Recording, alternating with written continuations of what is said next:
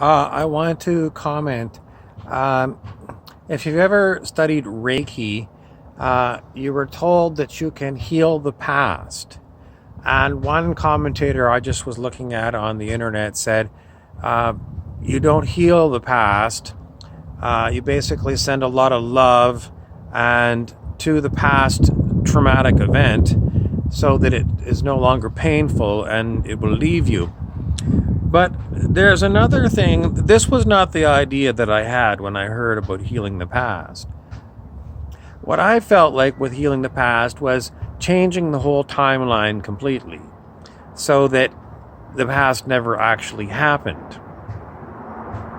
But then I get frustrated because if I move to a timeline when these things didn't happen, I still want access to my memories because this was something I experienced. So it's kind of a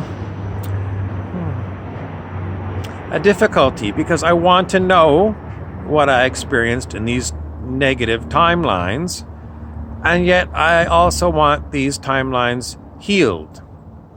Because in these timelines, a lot of people were hurt and a lot of people died. So what I get at is, if there's a part of you that was in heaven and never left heaven, and part of you came to negative timelines on planet Earth, and the part that came to the negative timelines on planet Earth finally healed everything on planet Earth and then rejoined heaven. I don't know if I've even said it properly. I'm not totally happy with the way I spoke this thing. It's not really a misspoke. It's very difficult to put it into words. But the idea is that you wake up in heaven and all the beings that are dead are not dead. They're there. All of your friends and family are there.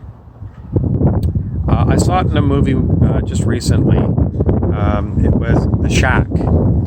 So if you've seen the movie The Shack, you see not exactly that conclusion. The girl that was killed, I'm giving you spoilers. Okay, if you don't want the spoilers, then turn it off. Spoiler alert, The Shack, spoiler alert. Okay, 10, 9, 8, 7, 6, 5, 4, 3, 2, 1. Okay, so here's your spoiler. So the girl that was killed was shown to be alive. But the problem was that her father was in the old world where she was still dead. He could see that she was still alive, but she was in another realm. So this is not really the best situation because the father wants to be reunited with his daughter, and they didn't give that. But it shows you that these beings that are dead are still living in another realm, another timeline, perhaps.